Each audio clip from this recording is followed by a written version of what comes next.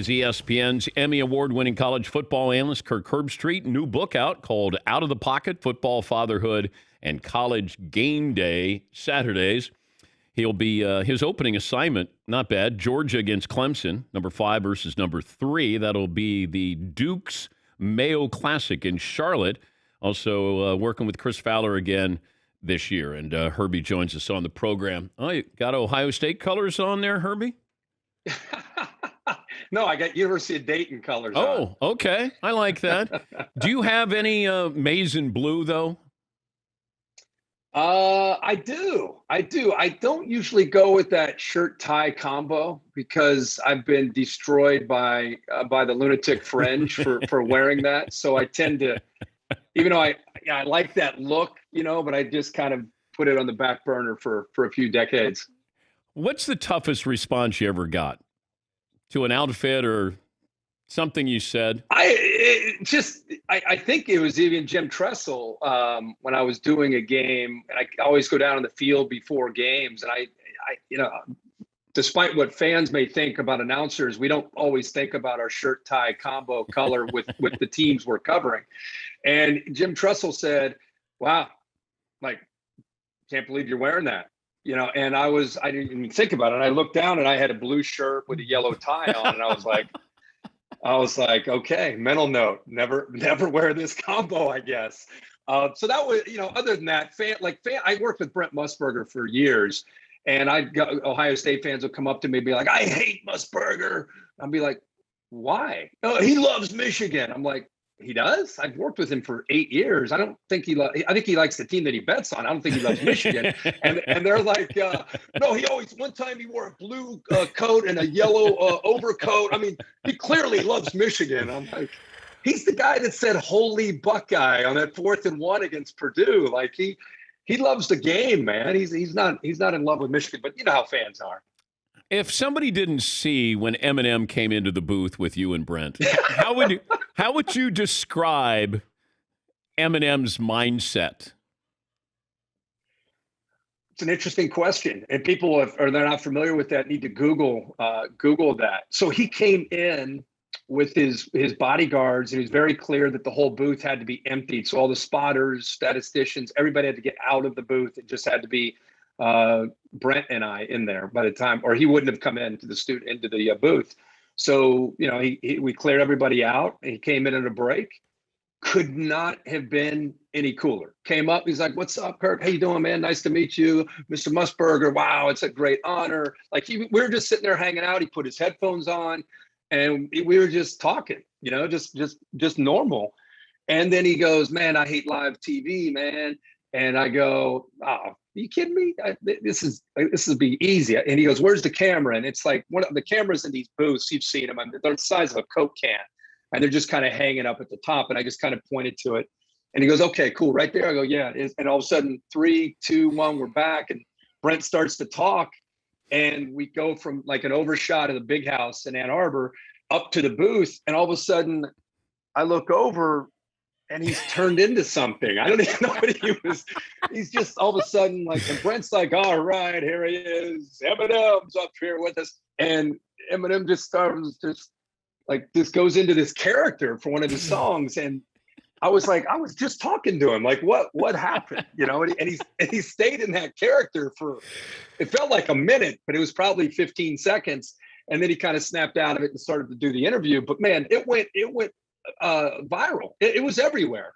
And I started to think about it because everywhere I went, people were like, "Dude, what's up with Eminem?" Here you are asking me years later. It was on the Today Show, Good Morning America, everywhere.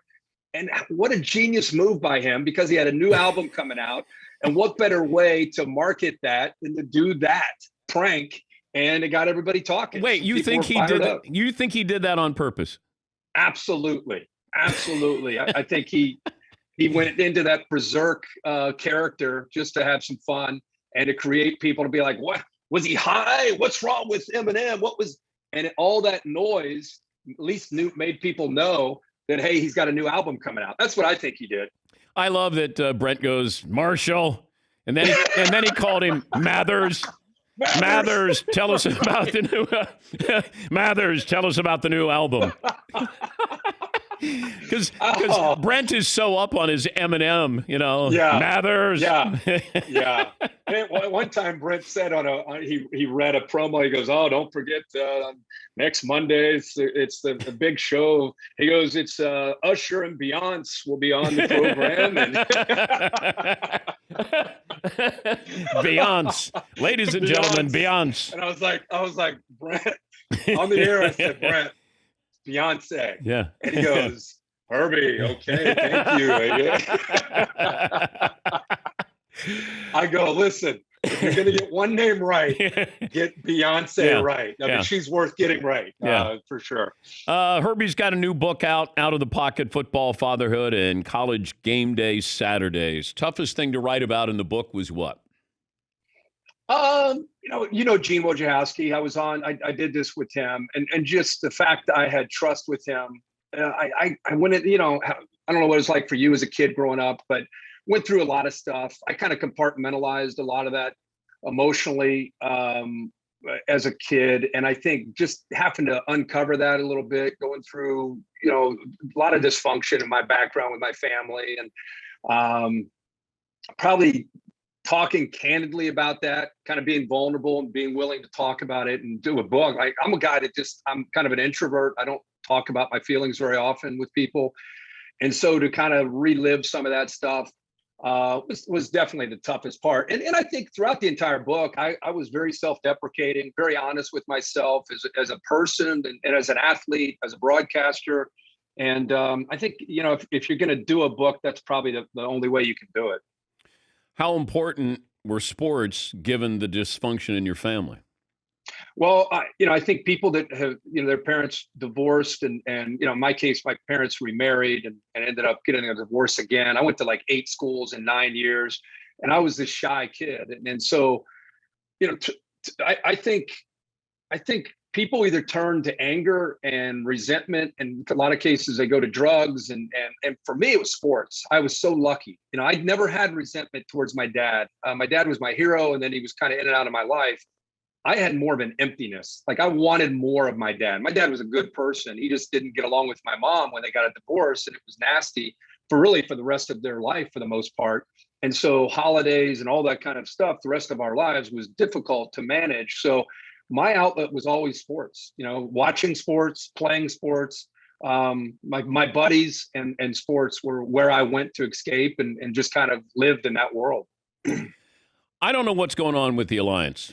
I know they agreed on the Alliance, Herbie, but I don't know what it means. Help us understand. If you don't know what it means. The only thing that I can think about is that they're trying to, they didn't sign a contract. They're talking about scheduling. Anytime somebody talks about student athletes, you got to be leery of what's going on here. So they're talking about, we care about the student athletes. Well, the SEC, I think, cares about the student athletes. And so I think it's about creating an alliance for any kind of vote.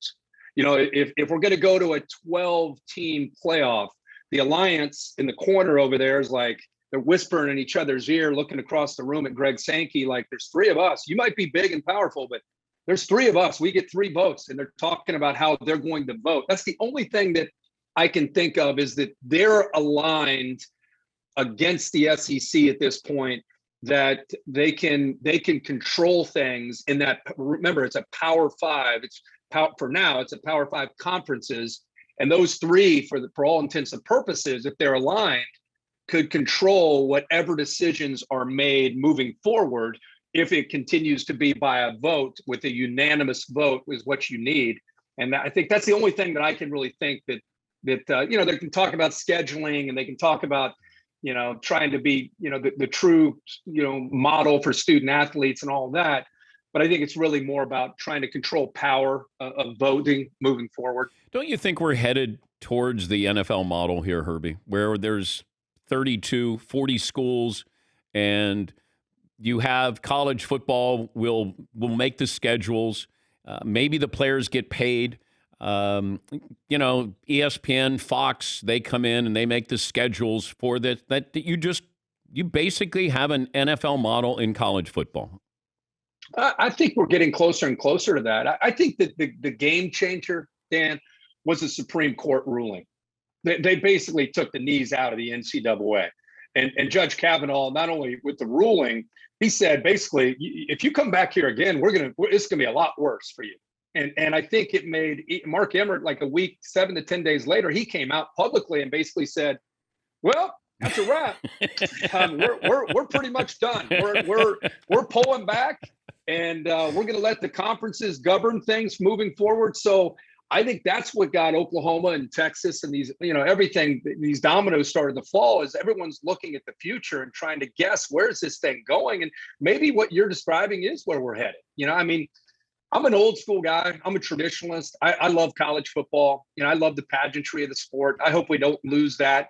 But the reality is this thing is out of control. We're at a crossroads with college football right now at the highest level. And we've got decision makers right now that aren't getting along. And they're the ones that are supposed to be leading together, and they're not. And so this is nasty. It's not even close to being done. At some point, we'll get to the worst that it has to offer, and then maybe the dust will settle and we'll be able to move forward. But right now, we're not close to that. I can't help but think of name, image, and likeness with what happened to Ohio State and getting tattoos. So could they do that now if somebody wanted to give one of their jerseys or whatever it might be? Hey, I got this at the Rose Bowl, and I'm going to barter that to get tattoos. I don't know.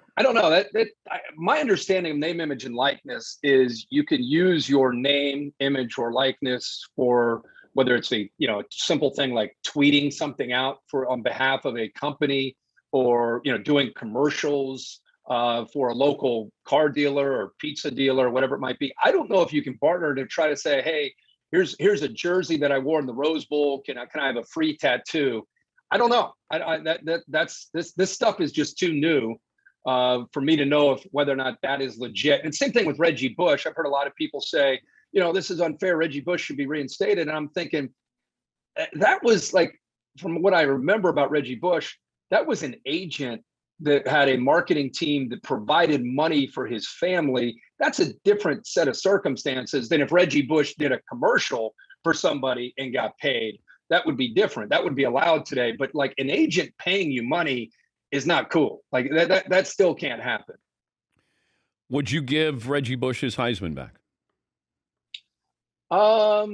Yeah, I think the whole thing is kind of silly. I mean, Reggie Bush, I was asked the other day, who are the greatest college football players I've ever covered or ever seen, since I've been doing this. And the first name that came to mind was Michael Vick, just because people maybe remember him as a pro and some of the stuff he got into. I remember him playing at Lane Stadium, at Virginia Tech, and doing things that I didn't know you were allowed to do as a quarterback. It was just unheard of to see that in person.